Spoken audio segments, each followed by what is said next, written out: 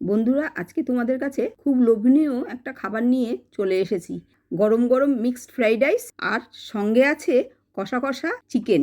তোমরা দেখছো sister channel recipe. কিভাবে খুব তাড়াতাড়ি এগুলো বানাবে, ভিডিওটা স্কিপ না করে পুরো ভিডিওটা দেখে নাও। সবার প্রথমে ওভেনে একটা বাটি বসিয়ে দিয়েছি, এর মধ্যে একটু জল দিয়ে দিয়েছি, এর মধ্যে সলিড পিস চিকেন দিয়ে দিলাম। আদা রসুন বাটা 1 চামচ, লবণ 1/2 চামচ দিয়ে চিকেনগুলোকে আমি সেদ্ধ করে নেব। 3-4 মিনিট পর চিকেনটা আমার সেদ্ধ হয়ে গেছে। আমি যখন ঠান্ডা হয়ে যাওয়ার পর দেখো এইভাবে আমি হাত দিয়ে ছাড়িয়ে নিয়েছি। ওভেনে একটা কড়াই বসিয়ে দিয়ে এর মধ্যে দিয়ে দিলাম 3-4 চামচ সাদা তেল, 2 চামচ ঘি দিয়ে যেই আমার গরম হয়ে যাবে এর মধ্যে কুচিয়ে রাখা বিনসটা দিয়ে দিলাম। বিনসটা দিয়ে 2 মিনিট আমি একটু ভেজে নেব। 2 মিনিট পরে এটাকে তুলে নিলাম। এরপরে দিয়ে দিলাম গাজরটাকে দিয়েও সামান্য একটু লবণ দিয়ে দিলাম।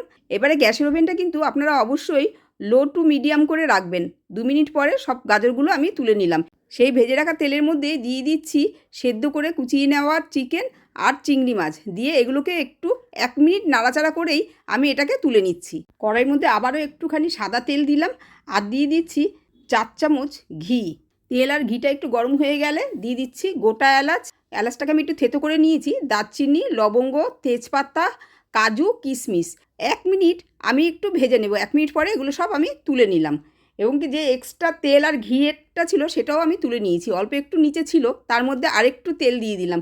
দিয়ে এখানে আমি চিকেন নিয়েছি, চিকেনের মধ্যে দিয়ে দিলাম 2 চামচ রসুন বাটা, 1 চামচ আদা বাটা, সামান্য একটু হলুদ আর একটু টক দই, সামান্য একটু তেল দিয়ে ভালোভাবে মেখে নিয়েছি। কড়াইতে আরেকটু তেল দিয়েই এর মধ্যে দিয়ে দিচ্ছি থেতো করে রাখা এলাচ, দারচিনি, লবঙ্গ, তেজপাতা, ছোটো ছোটো করে কুচিয়ে রাখা পেঁয়াজ, সামান্য একটু লবণ দিয়ে পেঁয়াজটাকে আমি ফ্রাই করে নিচ্ছি। পেঁয়াজটা আমার ফ্রাই হয়ে গেছে। এর মধ্যে একটু সামান্য একটু জল দিয়ে দিচ্ছি 2 চামচ কাশ্মীরি লঙ্কার গুঁড়ো।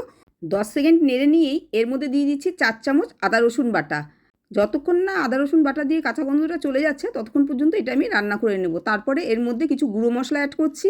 1 চামচ হলুদ গুঁড়ো, 1 চামচ জিরের গুঁড়ো, 1 চামচ ধনের গুঁড়ো, সামান্য একটু জল দিয়ে একটু কষিয়ে নিচ্ছি। দিয়ে দিচ্ছি কুচিয়ে রাখা টমেটোটা দিয়ে 1 চামচ লবণ দিয়ে দিলাম। এবার টমেটোটা যতক্ষণ না গলে যাচ্ছে ততক্ষণ আমি এটাকে রান্না করে নেব। যখন এরকম পজিশনে আসবে তখন মেখে রাখা চিকেনটা আমি এর মধ্যে দিয়ে দিলাম। চিকেনটা দিয়ে ভালোভাবে নেড়ে নিয়ে একটা ঢাকনা দিয়ে 10 মিনিটের জন্য এটা ঢেকে রেখেছিলাম। 10 মিনিট পরে ঢাকনাটা তুলে একটু নেড়ে নিয়েই আবারও 10 মিনিটের জন্য আমি ঢাকা দিয়ে মাংসগুলোকে সেদ্ধ হতে দেবো।